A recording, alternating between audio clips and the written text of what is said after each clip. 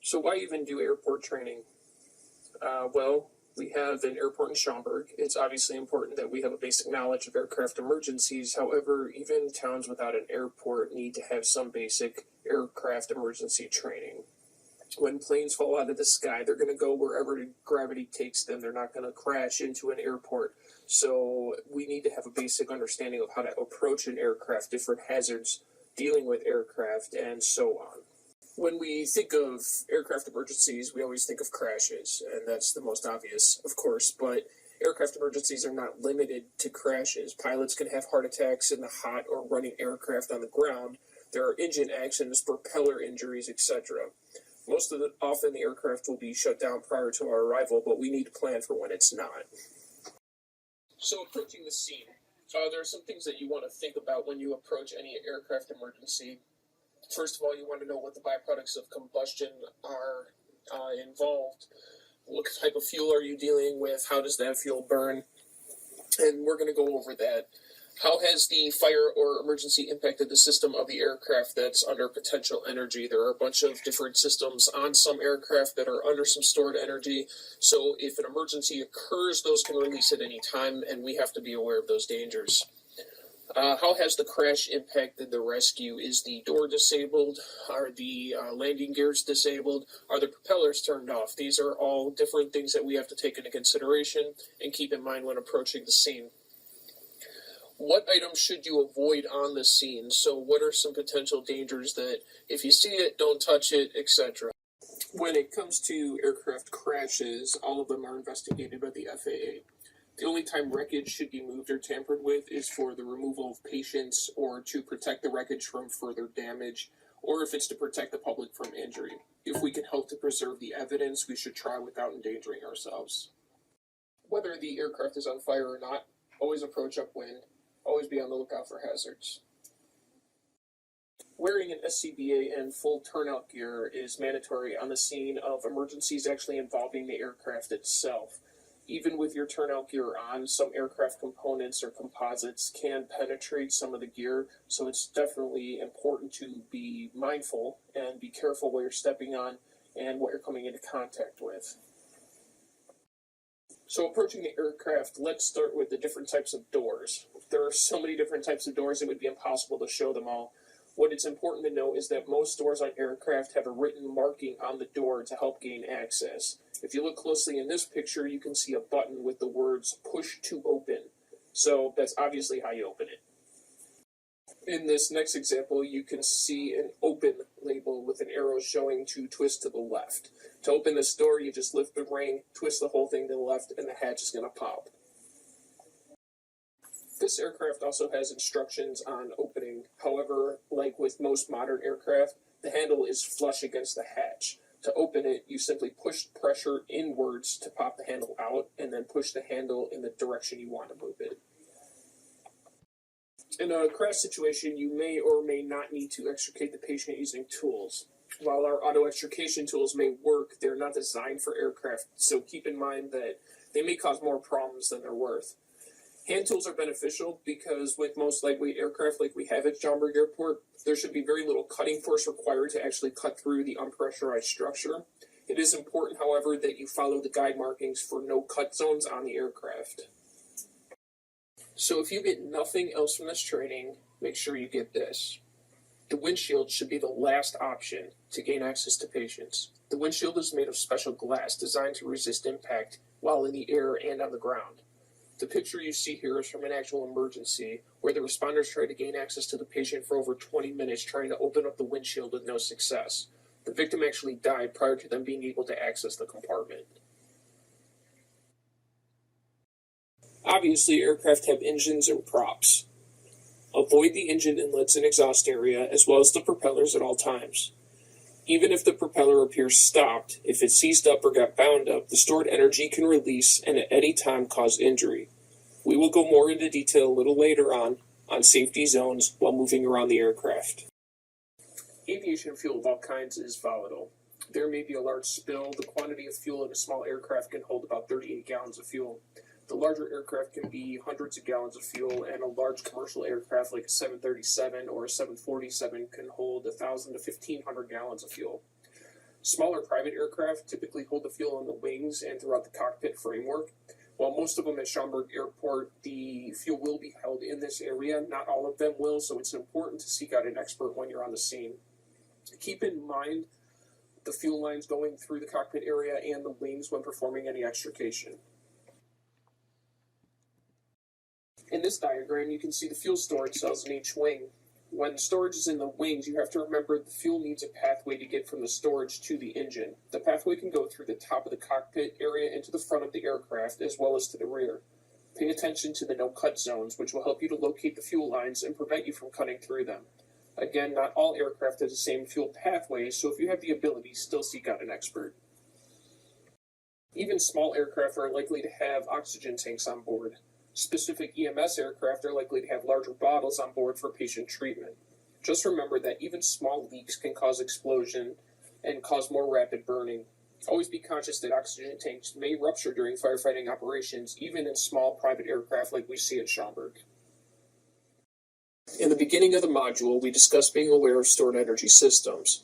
Here is a list of some of the potential systems that can store energy.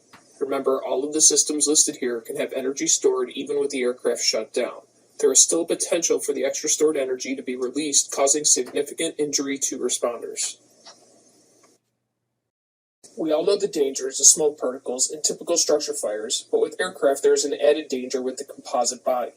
The fibers can break into dust particles and be inhaled into the lungs, causing extensive damage, including pulmonary edema and long-term cancer effects. Spraying the composite structure could help eliminate the breakdown into dust particles, preventing further exposure, but as always, wearing your respirator is the only way to ensure you're protected. Some of the properties of the composite structure that are important to understand are listed here. When composite burns, the structure may still hold its original shape, but will provide no stability to that structure. Fractured pieces may easily penetrate gear or boots not reinforced with metal shanks. Ensure all exposed skin is covered to help prevent loose fibers or even dust particles from irritating the skin. Many private aircraft come equipped with ballistic parachutes for emergencies. The parachutes are launched from the aircraft by small rockets that propel the parachute out and away from the aircraft. The location of the rockets in the aircraft are marked with labels and warning stickers. Some are pretty small, so you must look carefully to locate them. So if the area where the rocket is stored has labels, why would the rocket itself have a label? Oftentimes in emergency landing or crashes, the rocket is found on the ground and not deployed or activated. The rocket needs to have a label to identify it as a safety precaution. If you see a rocket laying on the ground, do not pick it up and stay clear. If fire is threatening a device, it could self-activate and cause injury or death. Shown here are different sizes and types of rocket devices. You can see the rocket takes up most of the device, and the small tube attached to the side contains the parachute.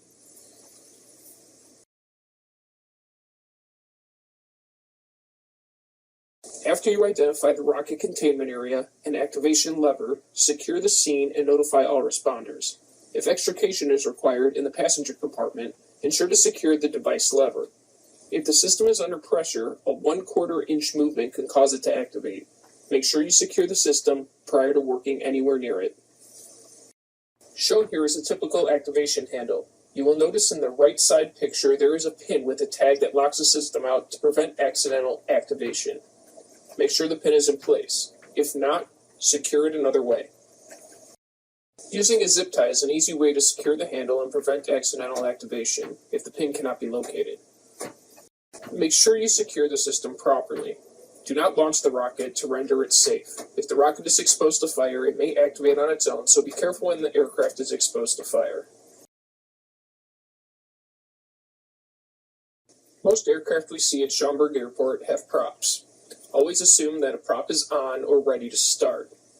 Some tips about props: never approach it from the front. Be aware that many planes have tail props, and when they're in full motion, props are almost invisible to the eye. Owners of aircraft have been known to walk into their own props simply because they were distracted and having a conversation while they walked. Just because it doesn't look like there's a prop doesn't mean there isn't one. You can see in this picture how easy it would be to miss.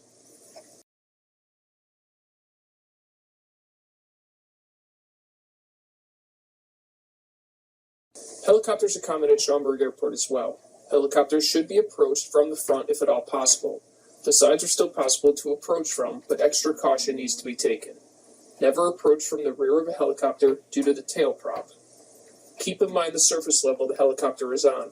If the ground is on a flat runway, it is safe to assume both sides are equal. But if the helicopter is on uneven terrain, just because you're safe vertical distance from the rotor on one side doesn't mean it'll be the same safe zone on the other. Also keep in mind the vertical cone of the helicopter. When actively ascending, the prop forms a higher vertical cone. If you're within the landing zone, keep in mind that as the helicopter is stabilizing, the cone may be higher, and as it lands and relaxes, the rotors will drop significantly. Jet engines are not too big of a concern for us at Schaumburg. While some small aircraft do have engines, the size of the intake area is relatively small. It is still important to be aware of the dangers, just in case. Here is a graphic representation of a general rule of thumb for safe distances on jet engines. At idle power, 5 feet lateral to the intake and 9 feet from the front diagonal is considered safe, whereas at full power, the diagonal distance increases to 13 feet. So what about the fuel? There are many different types of fuel, but the two most common and the two we have here at Schaumburg are Jet A1 and 100 LL. At Schaumburg Airport, we have one storage tank of each fuel containing 10,000 gallons and one fuel truck of each containing 3,000 gallons. 100 LL fuel is much more unstable than Jet A1. The flash point for it is negative 40 degrees. You can visually tell which fuel is leaking from the aircraft by the color of the fuel. If it is 100 LL fuel, it'll be blue in color. Jet A1 is clear in color. Seen here is the NFPA 704 diamond for 100 LL fuel. To extinguish fires with this fuel, you can utilize a dry chemical extinguisher, CO2 extinguisher, or a foam application. Here is the Jet A1 NFPA 704 diamond. Only use foam to extinguish this type of fire.